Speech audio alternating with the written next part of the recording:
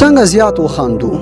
مسکا او خندا مو سره لدی چې ځوان ساتي، بلکې له رواني لحاظه به هم تل روغ رمټ یاست او ستاسو په ځان باور لرلو کې هم اغیزمن رول لري. اول پریکړه وکړئ چې زیات بخاندئ. د ډېرو اوبو څښلو او ښه خوراکونو کولو لپاره چې کله پروګرام نیسئ، همداسې د زیات خندېدو لپاره هم یوه پریکړه وکړئ او ځان ته ووایاست چې زه پریکړه کوم چې ډېر وخاندم. هره ورځ حد اقل څو وارې وخاندئ او په هغه وخت کې خو حتما وخاندئ چې تاسو د کار پر مهال استراحت کوئ یا مو تفریح کړې وي. دویم، تل مسکا وکړئ. څېړنې ښیي چې مسکا کول د خندا کولو په څیر ډېرې ګټې لري. کله چې تاسو مسکا کوئ، اعصاب او ټول بدن مو د خوښ اوسېدو حالت غوره کوي. د مسکا کولو لپاره تل یو عادت پیدا کړئ چې کله ښه مسکا کولی شئ. د چای څښلو یا کوم بل کار کولو پر مهال خپلې مسکا ته پام وکړئ.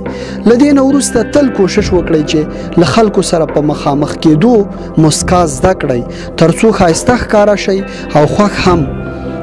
ډېر وخت خلک هغه کسان خوښوي چې خوشحاله وي او تل په خوله مسکا لري. دریم، د خپل غږ په اړه اندېښنه مه کوئ.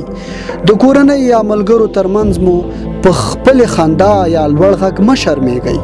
که مو ملګري د خپل غږ له امله ځوروي، نو مهرباني وکړئ د نوو ملګرو په لټه کې واوسئ. څلورم، د ټوکو او خنداو کتابونه ولولئ. ارواپوهنه ټینګار کوي چې که څوک غواړي په ژوند کې خوښ واوسي، نو د ټوکو، طنزونو او خنداو کتابونه باید ولولي ترڅو تاسو په خندا راولي او ورو ورو مو آرام اوسېدل په شوخ کېدو بدل کړي. پنځم، ټوکې کوونکي وڅارئ.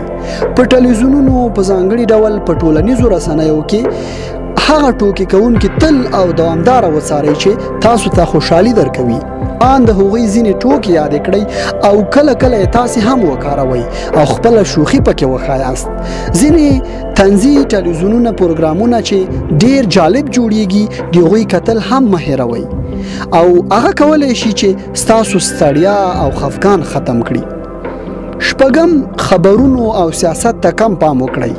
تر کافي اندازه له وضعیت ځان خبر کړئ، خو داسې نه چې د هېواد ناسمه وضع ستاسو په روان تاثیر وکړي او یا مو ځورونکي خبرونه خواشیني کړي. که تاسو غواړئ سالمه خندا ولرئ، نو یوازې د ځان خوښ اوسېدو په لټه کې واوسئ او نورو تشویشونو ته ځان مه ورکوئ. اووم، د طبع د ملګرو احوال اخلئ. هغه ملګري مو چې خوشحالولی شي حتما یې پوښتنه کوئ. کله نږدې لیدلی نه شئ، زنګ ورته ووهئ او یا چټ ورسره وکړئ چې تاسو ته خوشحالي درکړي. خو پام چې تاسو هم هغه ته خوندورې کیسې وکړئ ترڅو اړیکه مو لا ښه او دوامداره وي.